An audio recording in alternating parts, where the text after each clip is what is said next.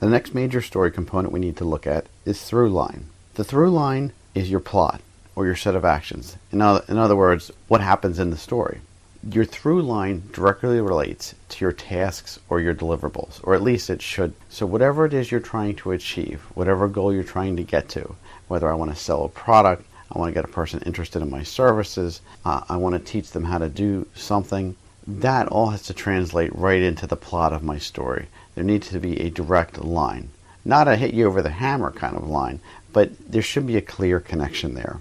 The importance of the through line is that on an organizational level, your corporate story, the through line represents your core competencies.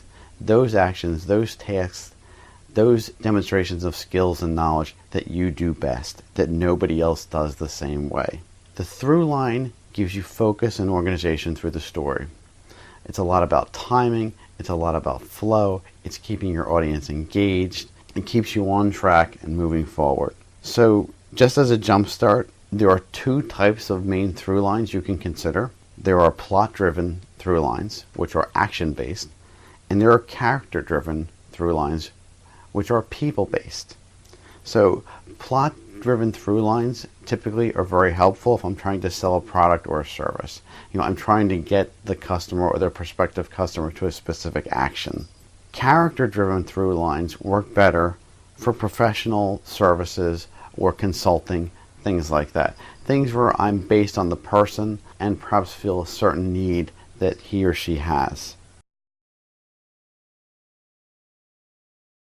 Let's look at an example of through line. In the next example, we're going to look at that theoretical investment firm that we talked about a few slides back, the one that gets at financial goals by asking someone, well, what's your dreams? What do you see in your future?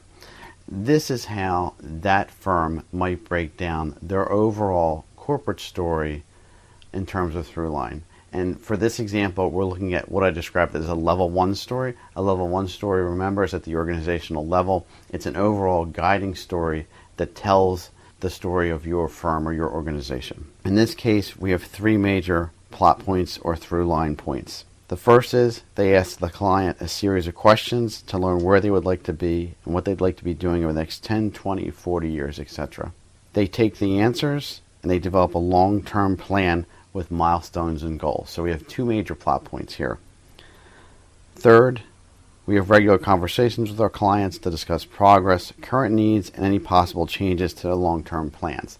And by the way, this is a good example of the sort of classic 3-act structure. The 3-act structure is a great way to begin your story. It's a great way to give it organization. Act 1 are those questions. We're beginning to collect information and formulate ideas. Act 2, we're taking those answers and we're translating them into goals. And Act 3, we're keeping up with those goals, we're cross-checking, we're making sure we're making progress, and we're making any necessary changes. Beginning, middle, end.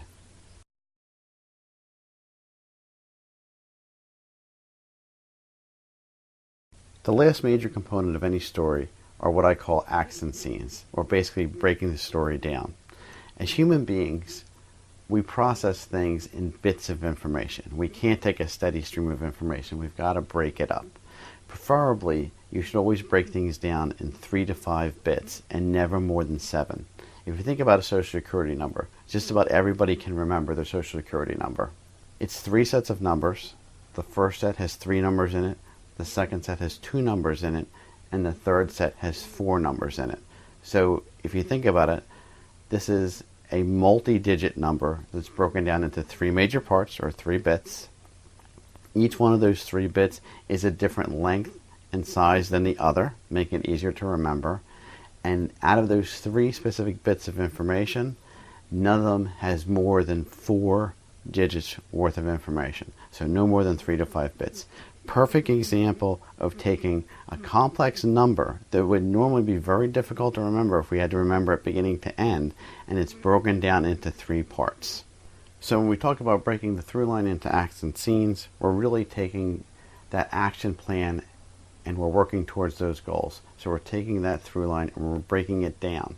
So in the previous example, we broke things into a basic 3-act structure. Then within those 3 acts, we're going to do specific scenes. It's important that every one of those scenes relates back to the theme. Now it's going to do it on some small level. It might not be a complete expression of the theme, but it's going to express some aspect of the theme. And basically by breaking things down this way, this is how we can deliver complex messages. And this is how, when you really think about, okay, well, how do I really construct a story? This is what it's all about. Once you've come up with your theme, some interesting characters, and a basic through line, the acts and scenes is kind of where the rubber hits the road. It basically, not only does it break things down for your audience, but it also breaks things down for you. It actually breaks the story down into manageable bits that you can construct. It takes this long blank piece of paper and basically breaks it into smaller chunks that you can handle. As a jump start, brainstorming is great and outlining is very effective. Once you have those tools, you can start to pull out keywords and you can start to fill in blanks. As an example of acts and scenes, we're going to take a look at our theoretical investment firm again, and we're going to look at how those three acts we talked about a moment ago would break down into specific scenes or specific points. So we start out with sort of a pre-assessment tool. That's the tool that asks you the questions, asks you questions about what your goals about your home are, vacation, school, businesses, and sort of like talent callings, so to speak. You know, I want to be a teacher, I want to open a restaurant, that kind of thing. Next, after you do that introductory pre-assessment tool, they would have an introductory conversation with you based on the answers in that tool. Here they're going to discuss your hopes, your dreams, your goals. Third plot point, initial financial plan. They're going to start to provide you with some details based on your answers, based on your ideas and your goals, and then they're going to check you for accuracy. Next is plan implementation. They're going to go ahead and start to put this plan into action. They're going to get into your investments, start to do your trades, start to set things up, whether it's an IRA, some type of investment account, whatever it's going to be. And they're going to follow that plan. Next major plot point are regular conversations to review that plan. They're going to provide you with updates, check for changes, check to make sure that you would still answer those questions the same way. That's the plot moving forward. So we took this kind of complex action of translating a client's hopes and dreams into some sort of manageable financial plan, and we've broken that down into steps. And we've managed to do it as telling sort of a story. Again, we've told the story of how this financial firm conducts itself. So that's a very brief introduction to the 5 main components of storytelling and constructing stories. I've also given you a brief overview of the 3 different levels you can apply story on. Remember, you can use this to develop your organization's story as a whole, or you can use it in very specific situations. We have a new product, and I want to be able to sell that product. I need a story to sell that product. So you can also use it really on that kind of nuts and bolts level too. Although it does help to have an organizational story because that gives you a guiding theme. But you can come in on almost any level. By using the 5 components I've described here, it really kind of helps you go through a step-by-step process to develop a story. And that's what I've done in the book and in the workshops, is take each one of those components, teach the different aspects, and show you through example and illustration how to take it step by step, how to break it down, and how to apply it on a practical level. So there's a couple of different paths from here if you're still interested. The book is designed to be an end-to-end complete product. It's designed to be able to teach you how to do this.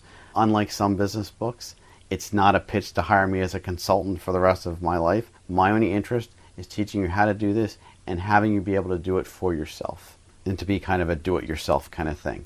That said, I recognize that some people learn best in that type of environment. Some people would rather learn in sort of an interactive.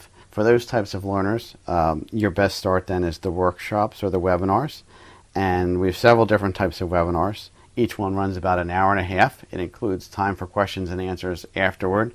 And of course, if you have any questions you want to email afterwards, I can do that as well. If you were to take each of these topics here from storytelling basics all the way down to storytelling construction, that would give you all the basic components you need to construct a story. You also could focus in on certain ones that you're most interested in. So for example, if you want to learn more about audience analysis, our hour and a half webinar gives you a really good method we call BEARS that breaks it down and teaches you how to do that. As for the storytelling workshops, they take a little bit more time.